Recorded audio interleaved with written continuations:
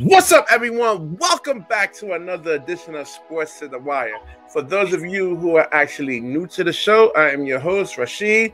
My boy on the other side of the panel there is Beric. Say what's up. What's up, guys? What's going on? All right. Your Beric is ready. You ready, baby?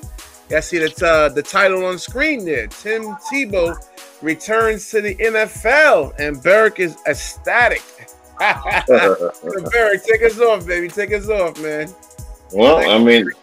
Before you go, I'm going to throw you a little curveball here, man. What's that? I heard on Fox Sports, you had your boy, I forgot what his name was, man, Rob Parker, saying this is actually white privilege. That's interesting. Yes. That's very interesting. And he said this based off what? Because the opportunities that he's getting, he failed in baseball. And he wasn't a great baseball player. He hasn't played in 10 years. He got a shot at the minors. Was it the minors, right? Yeah, he was in the Mets farm system. Yeah, the farm system there. And now he hasn't played football in about a good 6 years. And he's getting a shot over here. So he's like, it's white privilege. And I disagree with him there. And I know Kenneth is going to be pissed off when he hears this. And I say that I disagree that it's actually white privilege. But take us off, Barry. Well, we're not really going to jump in all that white privilege, black privilege stuff. We're not going to get into that. We got something to cover on that later on. Now, here's my thing on Tim Tebow altogether. Tim Tebow is getting another opportunity, allegedly. There's no guarantees they're going to sign him. They're looking to sign him. There's no guarantees they're going to sign him. Okay, you already have 3 other tight ends on the roster already. Now, where does Tim Tebow fit into the situation? If he is brought in as a tight end, he's only played tight end for 1 NFL play in the 3 years he was in the league, and that was with a member of the New York Jets. This man has not played the tight end position in high school, college, and obviously the NFL. My biggest thing is that you bring this man in who has quarterback mentality to probably nurture and basically help the #1 draft pick in the NFL, Trevor Lawrence, and help him along and help guide him. That's what I think this is really all about. And marketing too. Let's not forget that, man. I mean, Tim Tebow actually moves the needle. He may move the needle, but you know, you got some players who are pro for it and some players that are against it.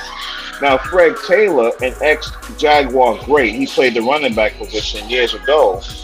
He basically came out and said that he thinks if he had more of an opportunity to play down the road, if they gave him more of an opportunity, they were looking for a particular prototype quarterback.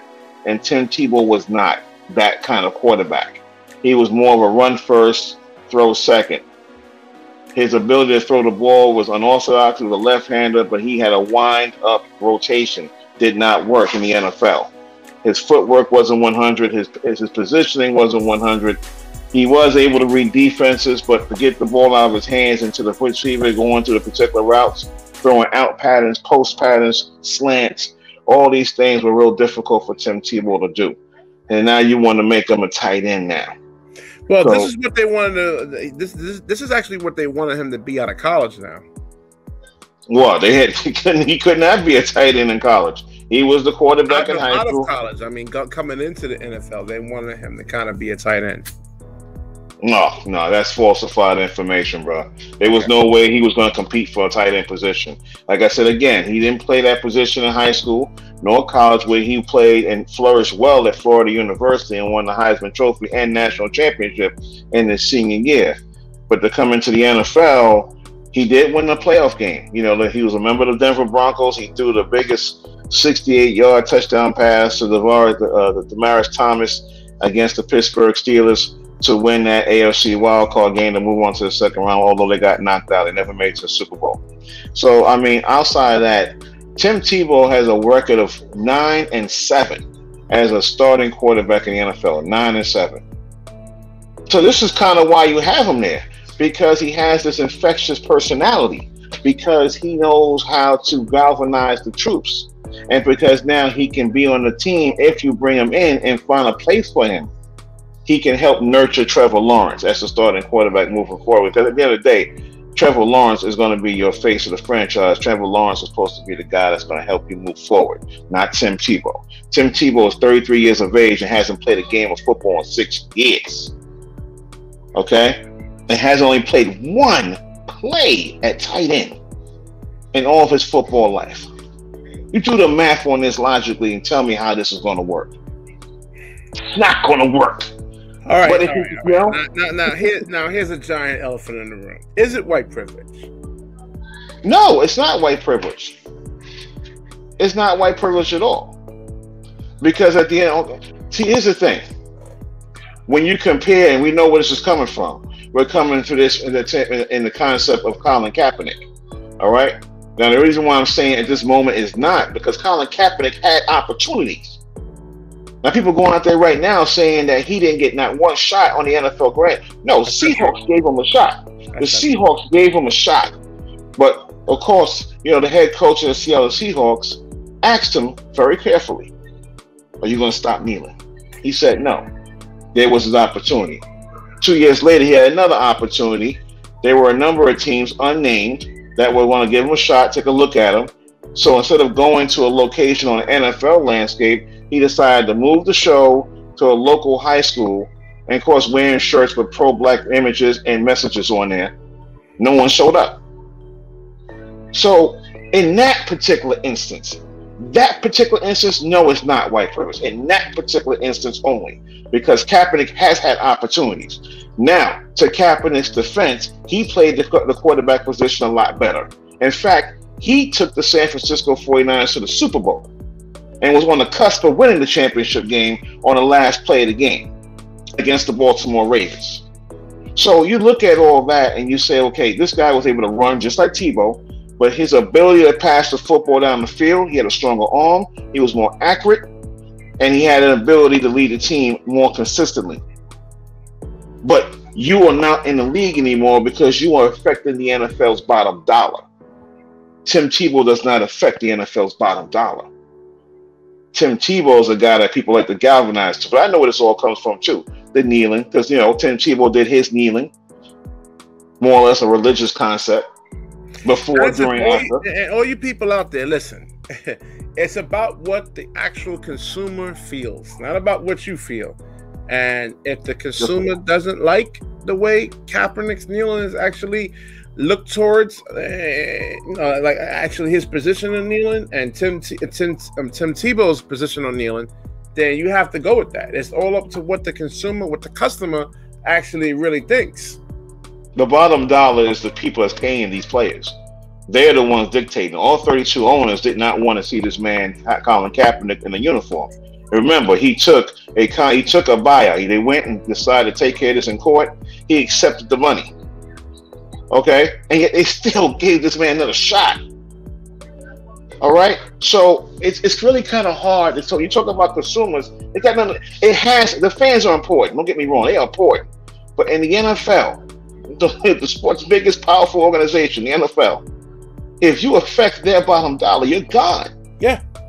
That's what it's all about, man. I mean, listen, if they can get a gorilla to actually be a quarterback, a tight end, a linebacker, and he's somewhat intelligent and they can sell tickets, they'll do it. Well, that's the thing. You have marketable players. You bring this man in who's had a great collegiate career, and it's just amazing that he is still keeping himself in shape, and he keeps himself close to the sports world.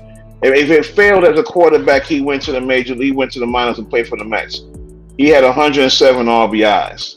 In about 5 years. 107 RBIs in 5 years. That's terrible. That's terrible. But this man has the ability to basically galvanize anybody.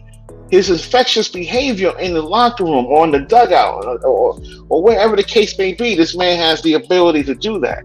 And that's why he's not affecting their bottom dollar. That's why this man is having a shot, because obviously the head coach of the Jaguars used to be his head coach in college. The connection is still there. Well, exactly, and I think that's what it is too. And you said it yourself in a sense, though, when we did the the Lakers show was it's about winning that back page, right? And you got to win that back page in Jacksonville. Yeah, but listen. Jacksonville is not my. I have not gone to Jacksonville, so I'm going to say this lightly. From people who have gone, you can go there and relax, but it's not much of a major attraction down there. The Jaguars are it. They're the only sports franchise in that part of Florida. Yeah. All right.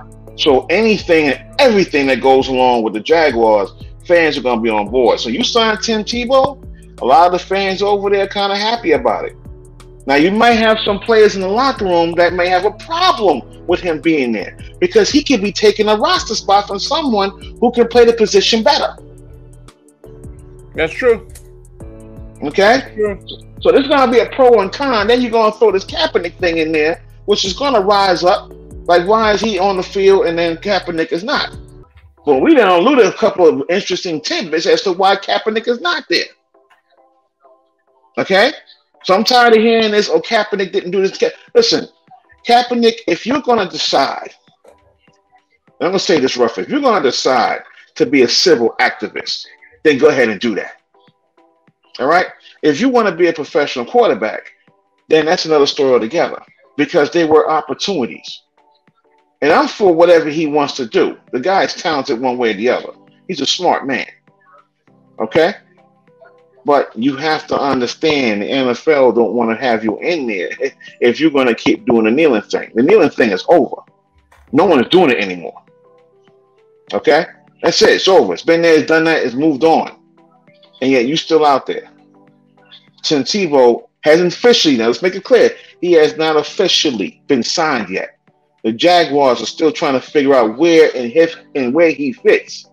Just to put him on there during preseason. During OTAs, okay, off-season training. So, off-season training. I'm glad you actually clear that up because you have different media outlets actually saying that he's signed, right? He's not, signed officially. No, they haven't had any kind of agreement just yet, and numbers and things of that nature. And even if they sign him, he has to make the team. He has to make the team. So I don't want anybody to jump over and say, oh my God, he's on the team at least to a point where he can compete. But he's not taking the quarterback position. You done gave the number 1 draft pick to Trevor Lawrence. That's going to be your quarterback. Okay? So we know he ain't playing QB. All right. Now, what about if Trevor Lawrence goes down? Well, that's an interesting question. Interchangeability there. Well, they have a backup quarterback, but they have another backup quarterback on the team. So that's the bottom line. He's not going to be on the depth chart as a quarterback. That's the whole point. Yeah. You're paying him to be a tight end, not a QB. Now, do they have such special packages of plays that they can include Tebow in that instance? Sure, they can. That's if he makes the team. This is a man that has not played tight end ever. So, this situation is going to be weird. We're all going to be keeping our ears pressed to the ground to see how this thing plays out, All right, and definitely we have a special guest coming on Friday that's going to further highlight this and the kneeling situation. It will be an epic show, and it always is with this guest that's actually coming on. Hated by many, loved by few. Hey, one way or the other, he tells it like it is. Yes, sir. But he brings a little bit of flair to the show. And so let me ask you something. How do you feel about the situation? What, Tim Tebow? Yeah. Yeah. No. Listen, man. Anything that's going to, if he's a great locker room guy, and that's one of the keys in sports is locker room. It's not you can have. I've seen that, man. I played on basketball teams where we had the most talent but no chemistry. Our locker room wasn't that great, and we still lost. So I mean, sometimes you see like guys like Jared Dudley, in a sense, on the Lakers who can't really play anymore. Great locker room guy. So you need those. He's a veteran presence. I guess somewhat Okay. veteran, right? Yeah. Well, yeah. I mean, listen. Okay, you talk about veteran presidents. I mean, you have to have at least about 9, 10 years in the league. He hasn't had that. He He only hasn't had really 3 years. that, you know. But I mean, I do think he has. Like I said, I mentioned numerous times his ability to galvanize. Yeah, exactly. And basically create that great atmosphere in the locker room. So you need that, bro. And then, yeah. Why you'll have like what was the name of that movie? Whoopi Goldberg, Eddie. You know, back in the day. Oh yeah, Eddie. Yeah. Simulation game, and they had a couple of the old players on there. You need that. You know, you need that leadership in a sense. Yeah, I think you all need that. No matter what the sport is, you need that. No matter what the sport is, you need that. And sometimes it's actually, you know, better than talent in a sense, though. You don't want to have a totally talented roster, but no leadership. So sometimes you gotta sacrifice a little, and then if you can actually, you know, gain that chemistry, then that's actually, you know, it's so much, you know, it's so much. I'm lost for words here. Don't worry about it. Hey, listen, the bottom line is at the end of the day, this man is basically going to probably be brought in for those particular reasons and only those reasons. Personally, I can't see him playing a tight end position. I can see him playing hybrid or special gadget plays if he does make the team.